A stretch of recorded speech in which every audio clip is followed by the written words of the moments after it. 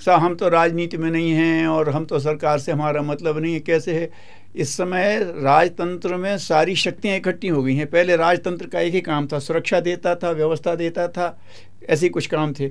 लेकिन आज शिक्षा भी उसके हाथ में है, आज उसके हाथ में अर्थतंत्र भी है। जितनी समाज की हैं वो सब धाराएं वहाँ इकट्ठी हो रही हैं। अगर वहाँ सही व्यक्ति नहीं बैठा तो समाज का हित कैसे होगा? लेकिन राजनीति में व्यक्ति कैसे जाएं? वैसे व्यक्तियों का निर्माण तो कर सकते हैं, वैसे व्यक्तियों को चिन्हित तो कर सकते हैं, वैसे व्यक्तियों को हम आगे कर सकते हो, जनता उनको वोट दे सकती है। तो ऐसे अगर हर सामाजिक संगठन ये करे कि हम अपने क्षेत्र में जहाँ है वहाँ हम जनता को कहेंगे तुम इसमें मत पड़ना, हमारा अनुभव है।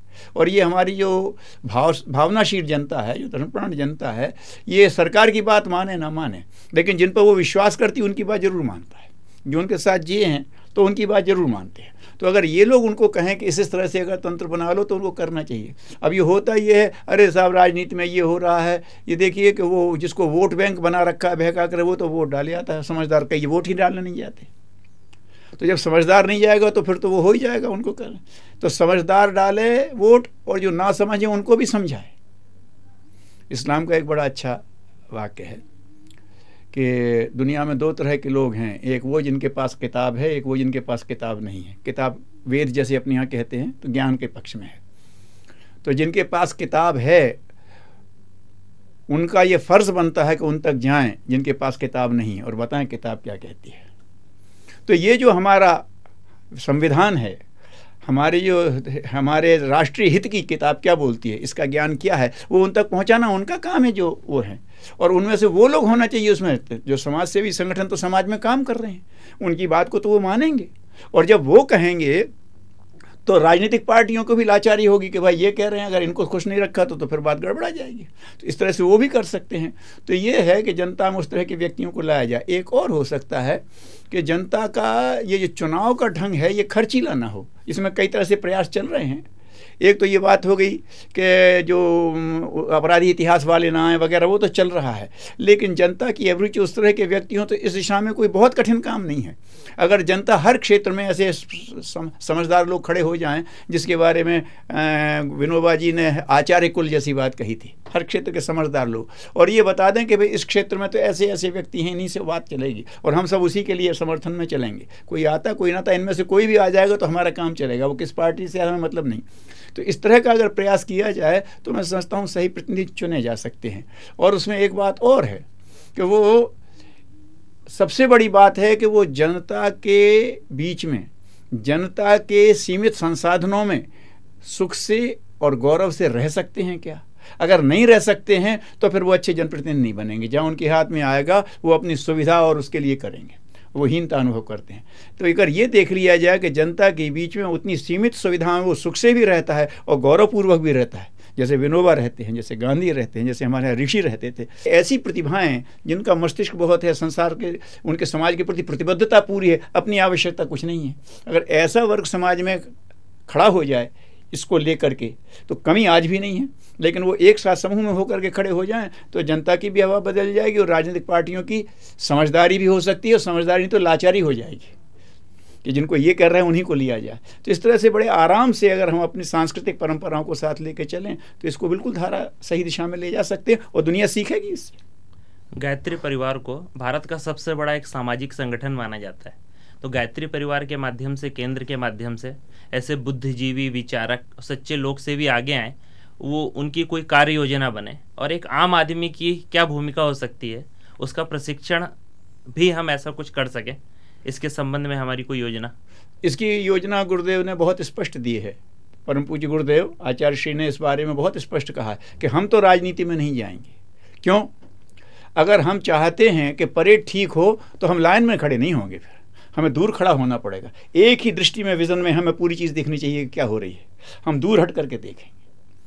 अगर चाणक्य चाहता है कि यहाँ का राजतंत्र ठीक हो तो वो राजतंत्र, वो दूर खड़ा होकर के देखता है और फिर उसको वो बना लेता है।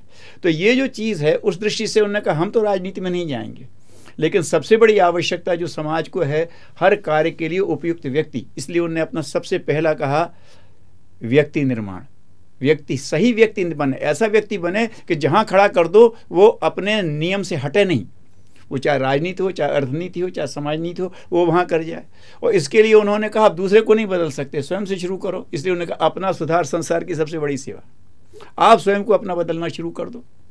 तो इस तरह से उन्होंने वो तो किया ही है, लेकिन उसके साथ ये भी कहा है कि यहाँ पर जनतंत्र में उन्होंने अपने धार्मिक उसकी व्याख्या कही है, वो यज्ञोपवीत सबको पहना है। उसके साथ उन्होंने ये बात कही है कि 3 लड़ाई होती, अज्ञान, अशक्ति, अभाव, तीनों मोर्चों पर लड़ो।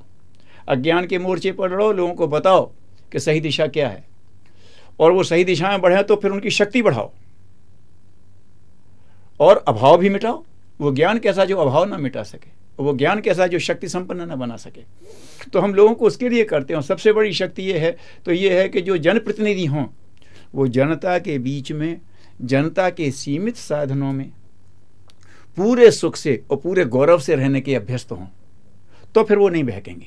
गांधी जी वहाँ से मिस्टर गांधी बन करके आए थे, और गोखले जी ने कहा तुम एक बार अपने देश को देखो। वो देश को देखा और उनको ये लगा कि जनता के बीच में अगर जनता के ढंग से नहीं रहूँगा तो जनता मेरा विश्वास नहीं करेगी, और वहीं से उनके कपड़े कम हो गए और वो महात्मा गांधी हो गए। तो यहाँ का देश तो वो चाहता है कि हमारा प्रतिनिधि हमारे बीच में रहे, हमारे ढंग को हमें भरा हो। फिर अगर वो जो भी कहते हैं, गांधी जी ने कह दिया कि आंदोलन चालू तो चालू, उन्होंने कहा बंद तो बंद। गांधी जी ने कह दिया मुझे हरिजन फंड के लिए चाहिए, तो किसी ने नहीं पूछा, अवर्ण सवर्ण सब ने दान दिया। उन्होंने कहा कस्तूरबा फंड के लिए, तो उन्होंने अवर्ण सवर्ण सब ने दिया। उन्होंने कहा हमको तो प्राकृतिक चिकित्सा के लिए, तो गांधी सोच रहे हैं तो ठीक सोच रहे हैं। लेकिन वो तब कि गांधी अगर 1 पैसा भी गिर गया तो गांधी खुद झुक करके उठाता था जनता का। तो उसके साथ अगर न्याय करे तो ये तो हमारे देश तो बड़ा ज़बरदस्त देश है। एक दफ़े कोई उसकी श्रद्धा जीत ले तो उसको फिर कमी नहीं पड़ती, ना व्यक्ति की कमी पड़ेगी। कुर्बानी के लिए लोग दौड़ पड़ते हैं। सुभाष चंद्र बोस को व्यक्तियों की कमी पड़ी थी, कुर्बानी के लिए दौड़ पड़ते हैं, वो लेकर के दौड़ पड़ते हैं।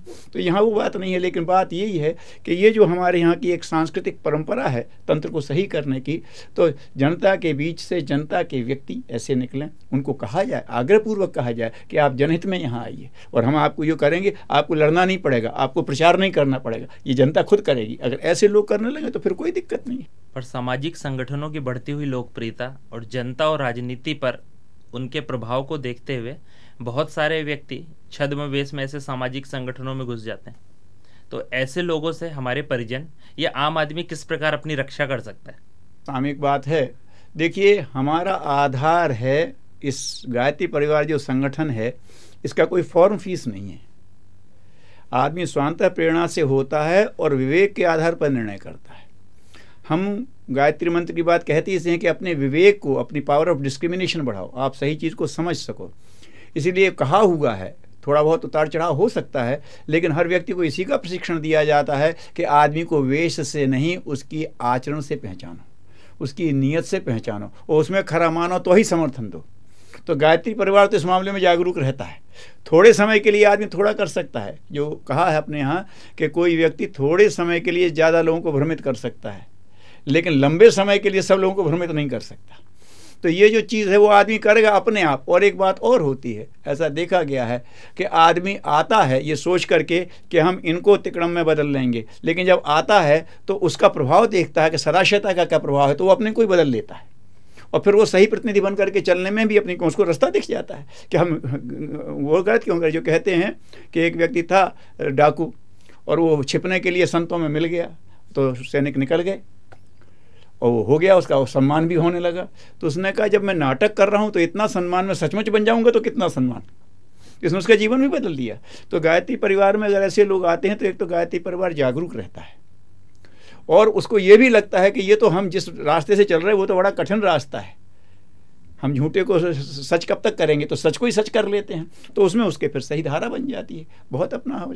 और एक बात बताऊं कि ढेरों ऐसे लोग हैं जो राजनीति की उससे आए थे, लेकिन उन्होंने देखा कि राजनीति कितना सा काम करती है। हम तो अगर जनप्रतिनिधि सेवा करने आए हैं तो उससे बड़ा फील्ड सेवा का यहाँ खुला हुआ है, जहाँ कोई धक्कमशाही नहीं है, जहाँ स्वागत है, यहाँ कोई वो नहीं है। तो फिर वो ये सोचता है कि जनहित में हमको संतोष भी मिलेगा और हमारा पुण्य भी बढ़ेगा, तो वो इसमें भी बढ़ता है। लेकिन ये बात है जरूर कि जनता को विवेक के आधार पर ही निर्णय करने के लिए प्रेरित किया जाता है। सो हम बड़ा